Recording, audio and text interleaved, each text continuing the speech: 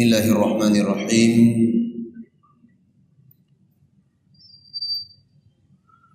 Assalamualaikum warahmatullahi wabarakatuh.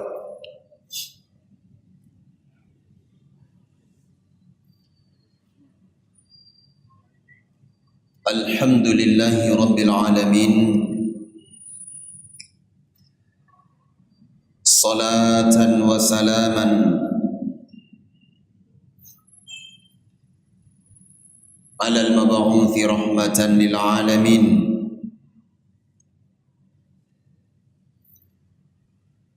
Nabiyyina wa habibina wa syafi'ina Muhammad bin Abdillah Sayyidil Mursalin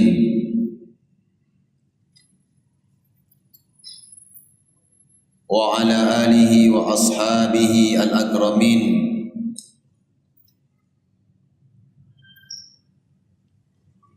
wa man tabi'ahum bi ihsanin ila yaumiddin.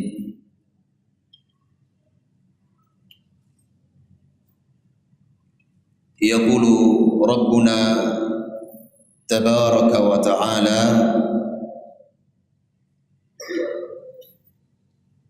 ya ayyuhalladzina amanu taqullaha haqqa tuqatih wa la tamutunna illa wa antum muslimun. Amma ba'd. Hadirin jamaah salat maghrib yang dimuliakan Allah Subhanahu wa taala. Alhamdulillah, segala puji dan syukur selalu dan senantiasa kita panjatkan kepada Allah, Rabb yang telah memberi kepada kita nikmat, yang telah menganugerahkan kepada kita waktu luang dan kesempatan. Kalau bukan karena Allah Subhanahu wa ta'ala dan karunia-Nya, niscaya satu langkah pun enggak mampu kita angkat menuju rumah Allah ini.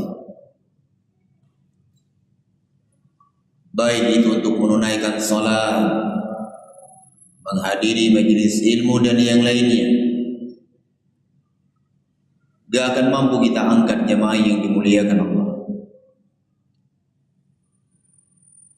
Makanya Rasulullah sallallahu alaihi wasallam setiap kali beliau mendengar al-muadzin mengumandangkan kalimat hayya 'alas shalah, hayya 'alal falah, beliau selalu mengiringi dengan dan menjawabnya dengan la haula wala quwwata illa billah. Tidak ada daya dan kekuatan kecuali apa yang diberikan oleh Allah Subhanahu wa ta'ala.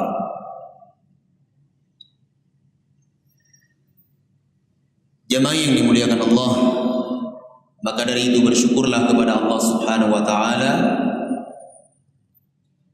atas limpahan kenikmatan, anugerah dan karunia yang diberikan oleh Allah Subhanahu wa ta'ala. Jemaah yang dimuliakan Allah,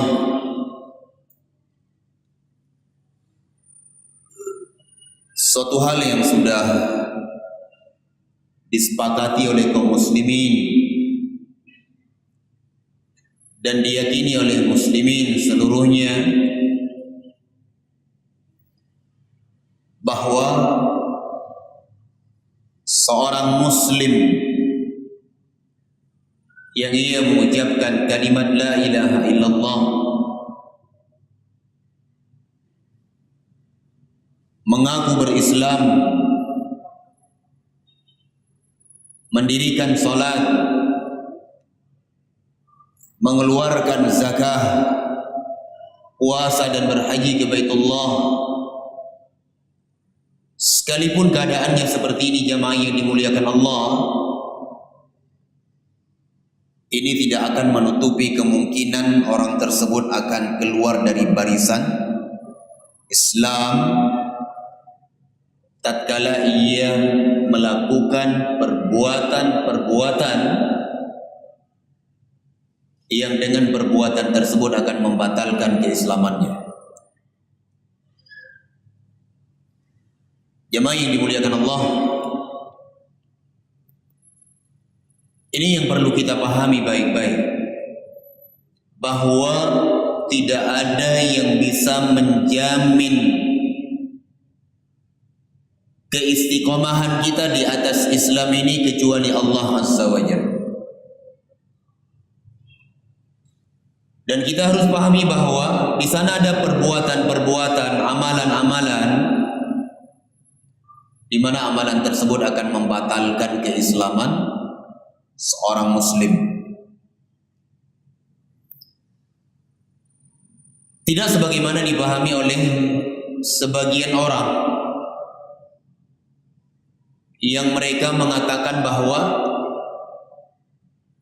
seorang hamba yang telah mengucapkan la ilaha illallah Muhammad Rasulullah, tidak mungkin orang ini keluar dari barisan ataupun bingkai keislaman.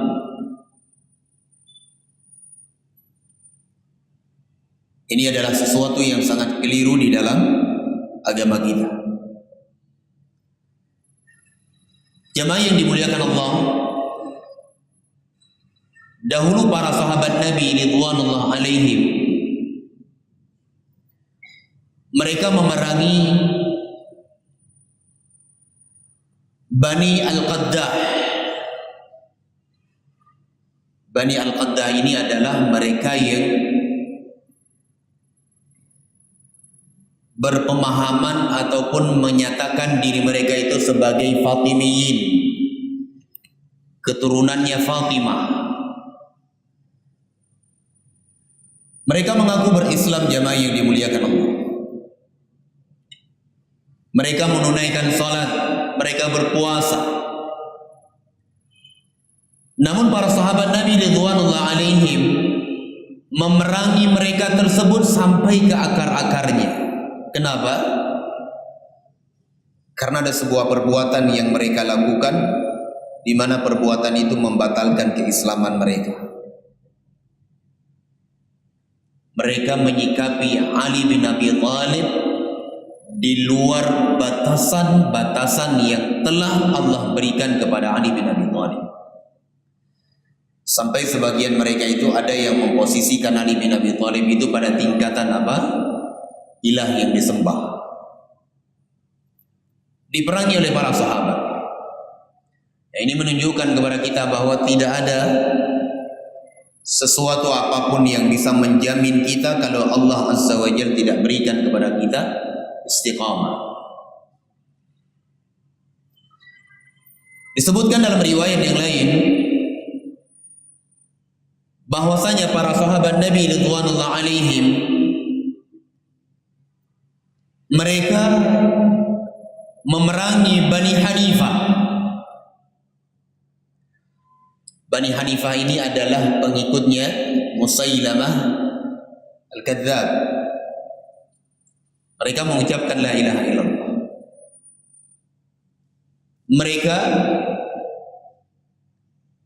menunaikan salat, berpuasa.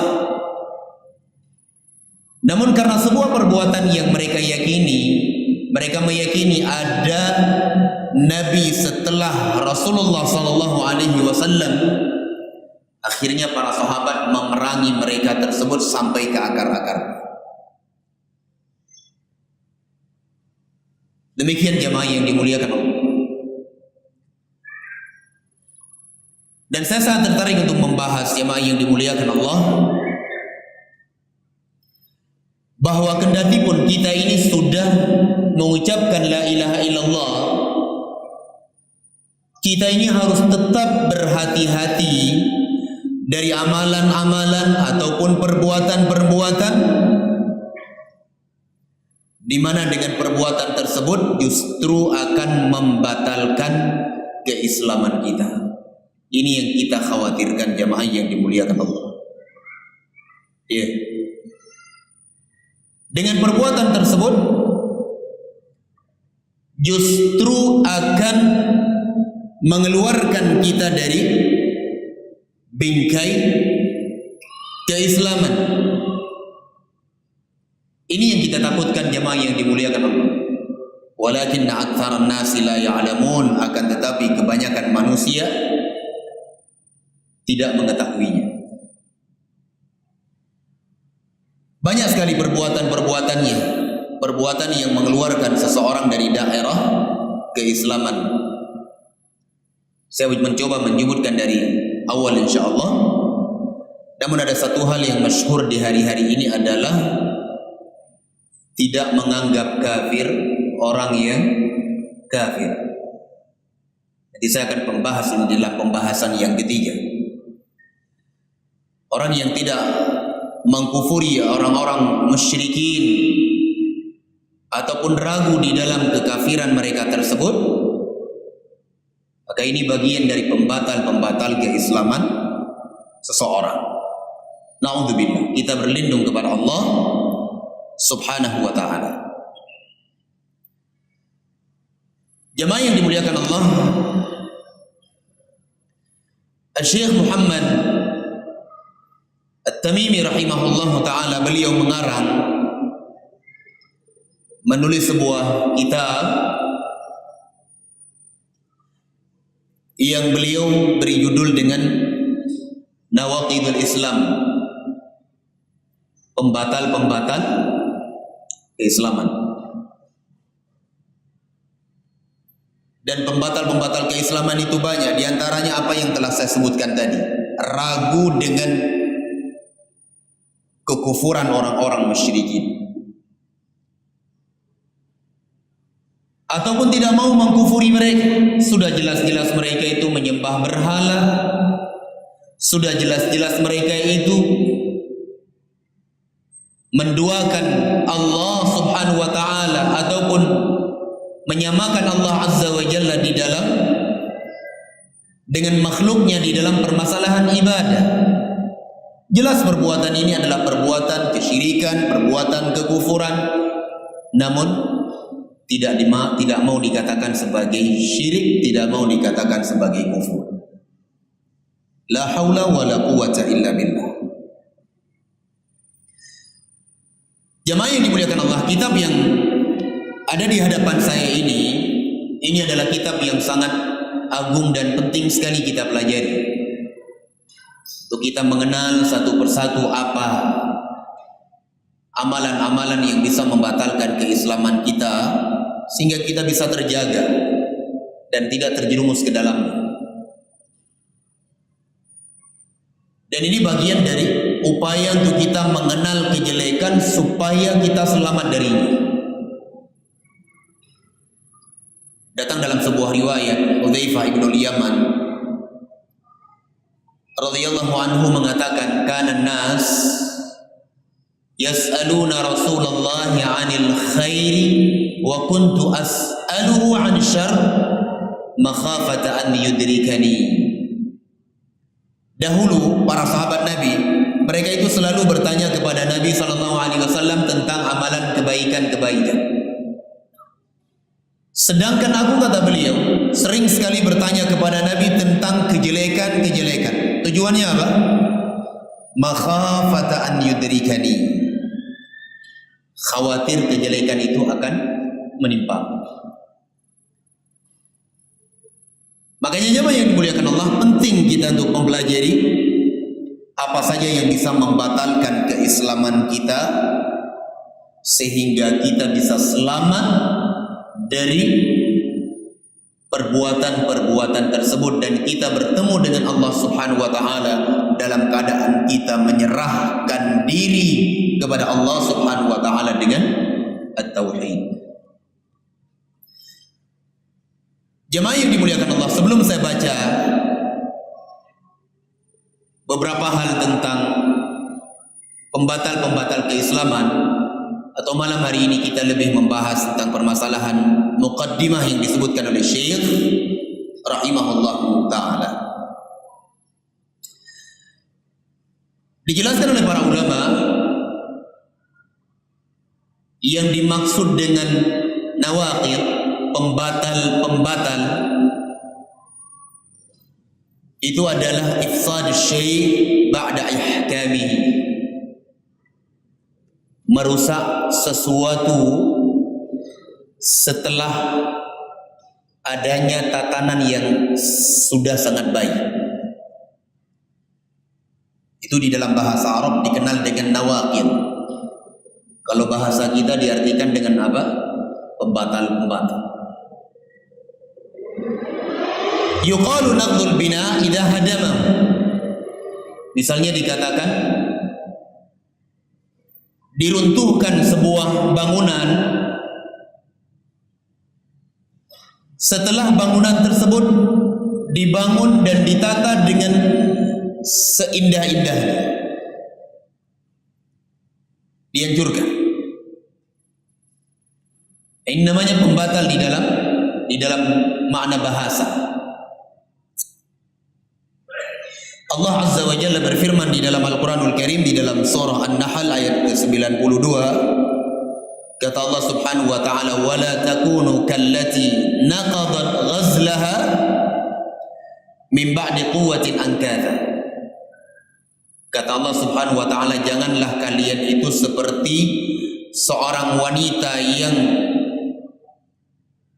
merusak tenunannya tersebut setelah dia buat dengan kekuatannya, kemudian dijadikan bercerai-berai. Ini maknanya apa? Pembatal secara bahasa. Ada seorang wanita, dia sudah tenun, dia kumpulkan benang semuanya sehingga menjadi sebuah sehelai kain yang sempurna, lalu dia cabut. Ya. Ini arti nawaqid, pembatal di dalam bahasa. Adapun yang dimaksud dengan pembatal-pembatal keislaman adalah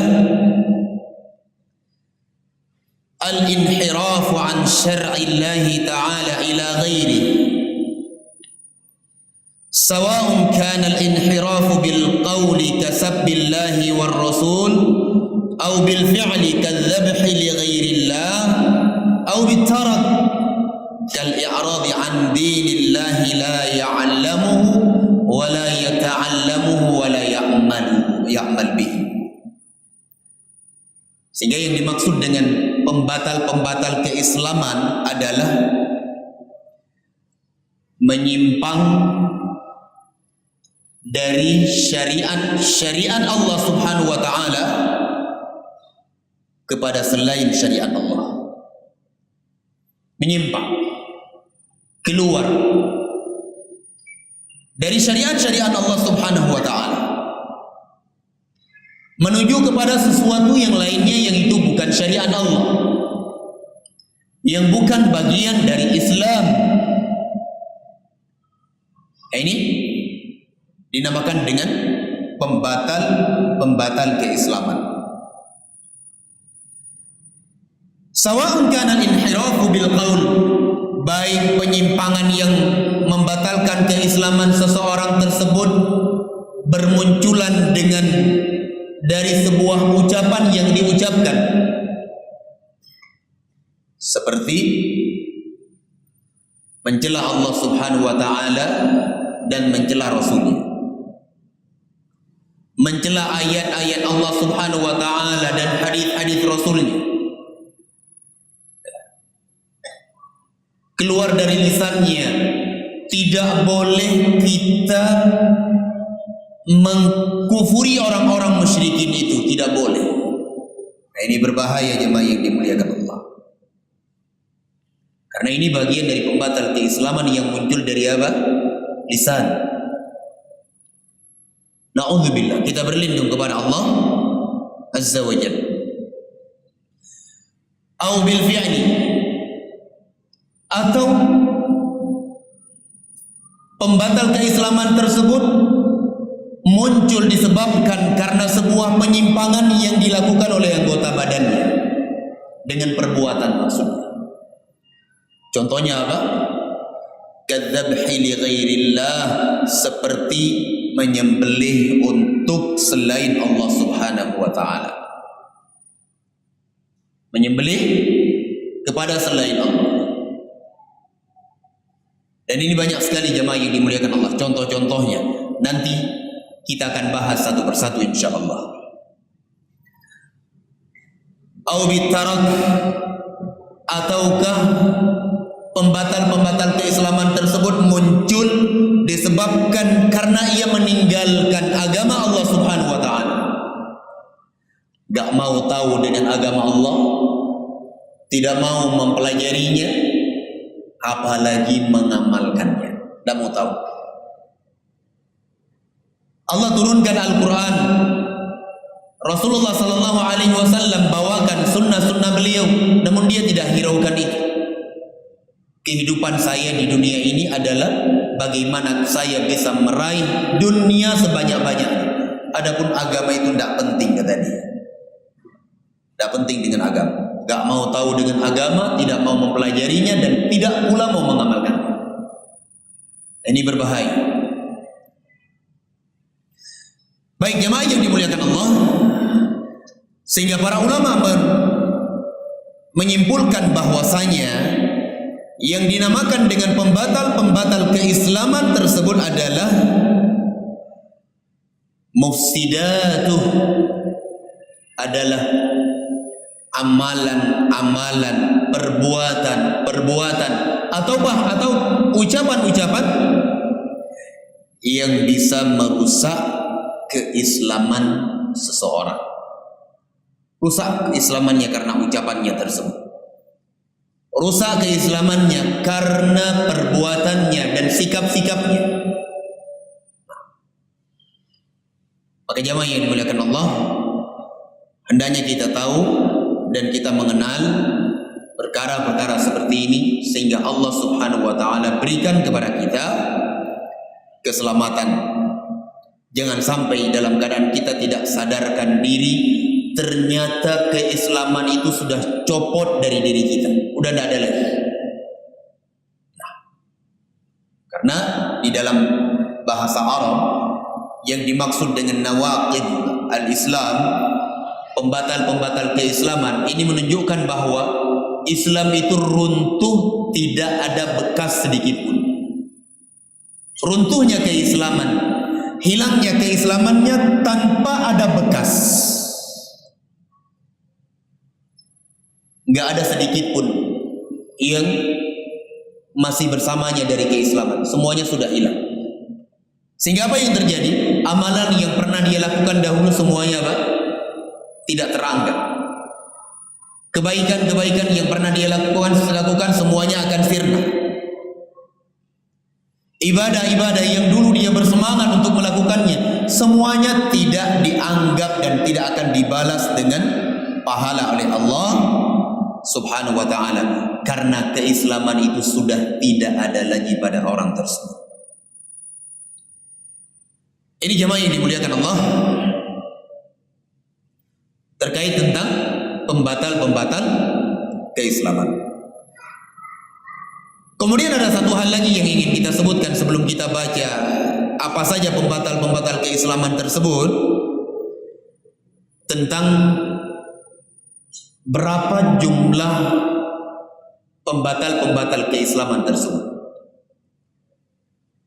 Sebagian orang mengatakan ada jumlahnya cuma 10. Ada yang mengatakan lebih dari itu.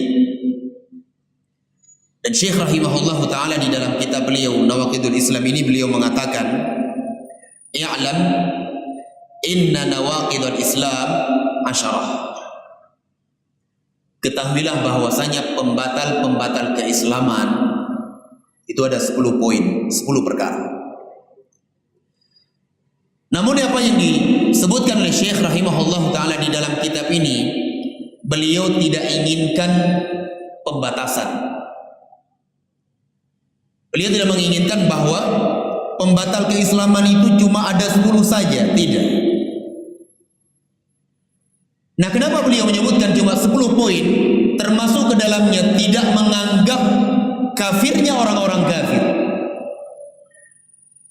Ya. Kenapa beliau sebutkan 10 poin ini? Karena 10 perkara ini jamaah yang dimuliakan Allah merupakan pembatal keislaman yang para ulama sepakat semuanya bahwa barang siapa yang melakukannya terjatuh ke dalamnya maka ia keluar dari Islam dan tidak ada bekas sedikit pun keislaman pada dirinya. Tidak ada bekas. Ini disepakati oleh para ulama. Ya. Sebagaimana dinukilkan oleh Al-Imam Sulaiman ibn Samhan rahimahullahu ta'ala di dalam kitab Ad-Dursaniyah, bahwa 10 poin ini termasuk di dalamnya kesyirikan, termasuk di dalamnya apa yang saya nukilkan tadi, tidak yakin dengan kekafiran orang kafir, ragu dengan kekufuran mereka tersebut. Nah, ini adalah hal-hal yang disepakati oleh para ulama. Barang siapa yang melakukan perbuatan tersebut maka Islamnya tersebut runtuh sampai ke akar-akarnya. Tidak ada yang tersisa.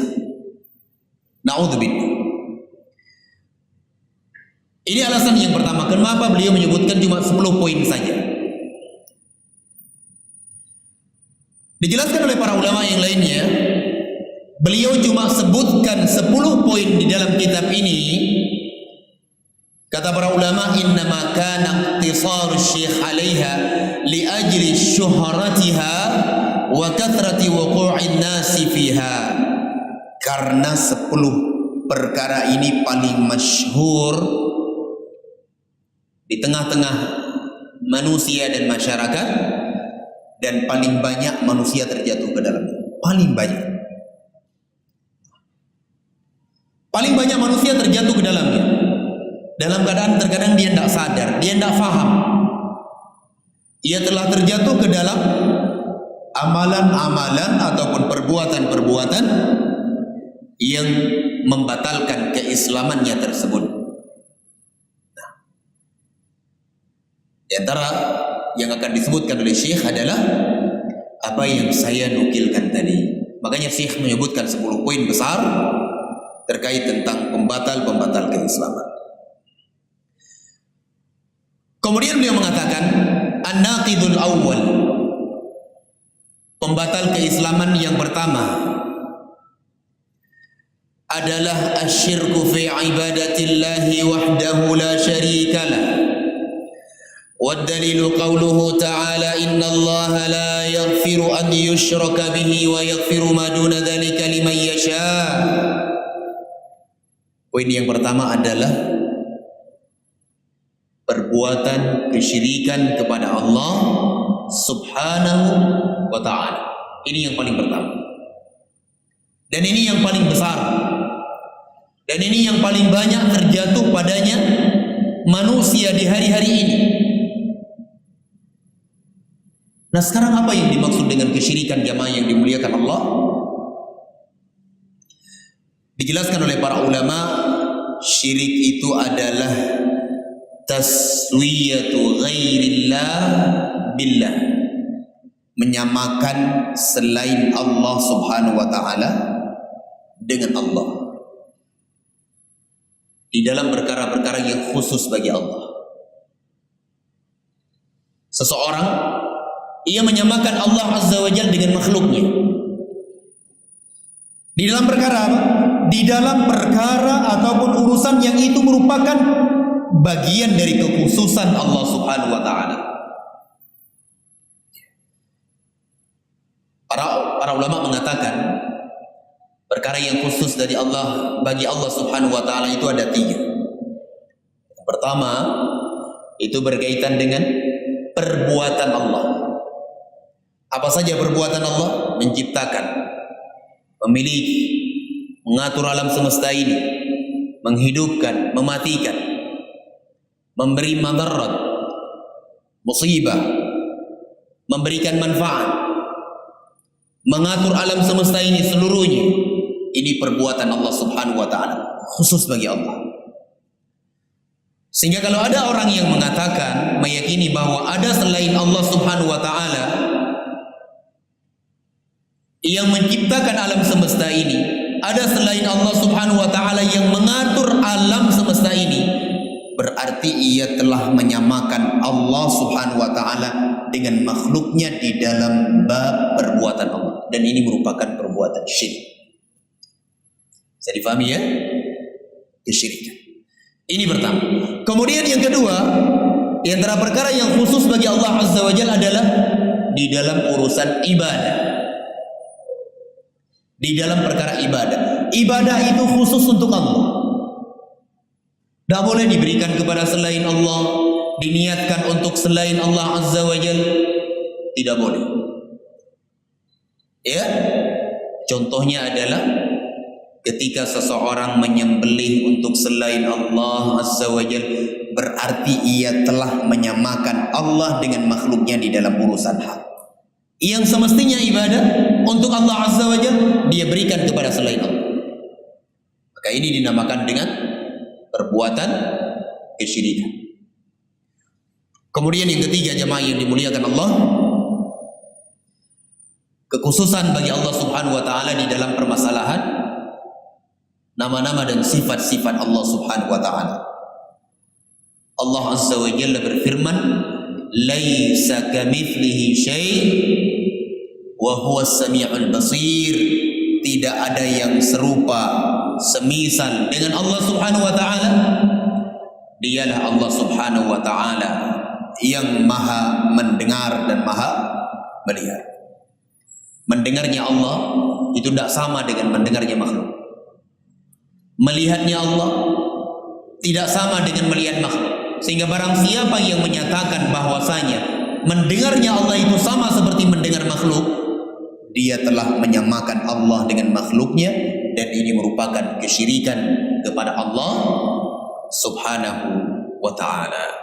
Baik jemaah yang dimuliakan Allah, ini poin yang pertama dari pembatal-pembatal keislaman, yaitu kesyirikan kepada Allah Subhanahu wa ta'ala. Insyaallah pertemuan yang akan datang saya akan sebutkan jumlah ataupun jenis-jenis kesyirikan, dan bagaimana kita mengukur sebuah perbuatan syirik itu dikatakan syirik besar, dan sebuah perbuatan kesyirikan itu dinamakan dengan syirik kecil.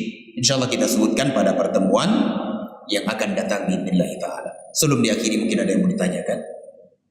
Kalau bisa saya jawab, saya jawab. Kalau nggak bisa saya jawab, ini berarti Allah tidak bebankan saya untuk menjawab sesuatu yang saya tidak punya ilmu padanya. Baik.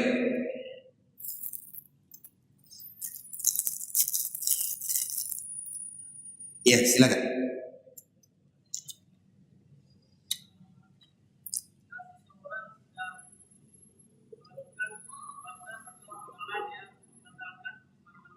Iya.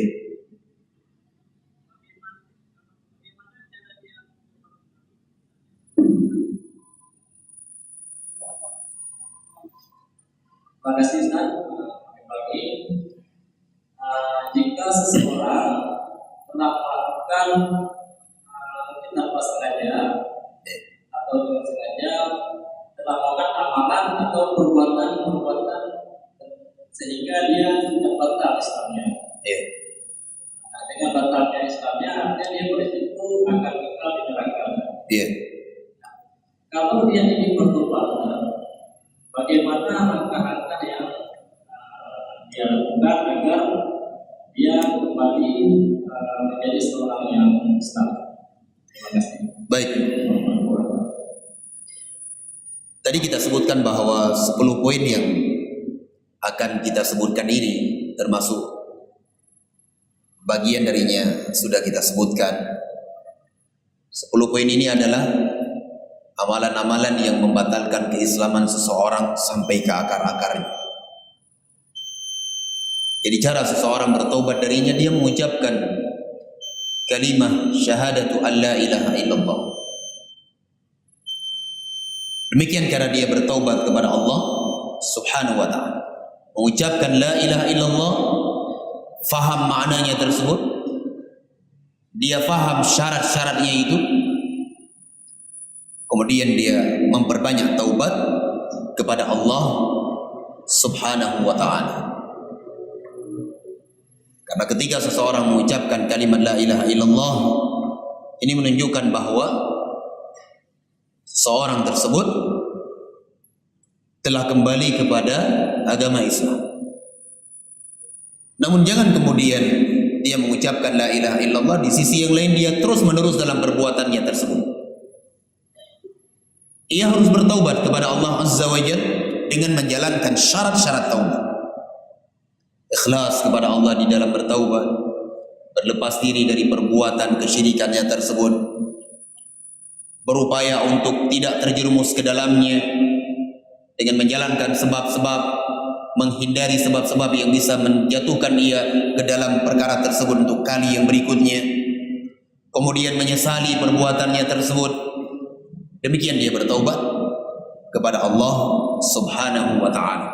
Sehingga dengan hal-hal yang seperti ini kita harapkan kepada Allah Subhanahu wa ta'ala supaya Allah Subhanahu wa ta'ala memberi kepadanya ampunan dan diampuni dosa-dosanya oleh Allah Subhanahu wa ta'ala. Karena ayat yang kita baca, innallaha la yaghfiru an yushraka bih. Allah tidak akan mengampuni dosa kesyirikan kepadanya. Tidak akan. Kapan? Ketika pelakunya itu mati dalam keadaan tidak sempat bertaubat. Kalau dia bertaubat kepada Allah, jujur taubatnya, baik taubatnya, mengucapkan syahadatu an la ilaha illallah, insyaallah Allah Subhanahu wa taala akan terima taubatnya tersebut. Wallahu a'lam bishawab. Mungkin ini yang bisa kita jawab. Insyaallah pembahasan ini kita akan lanjutkan pada pertemuan yang akan datang biidznillah taala.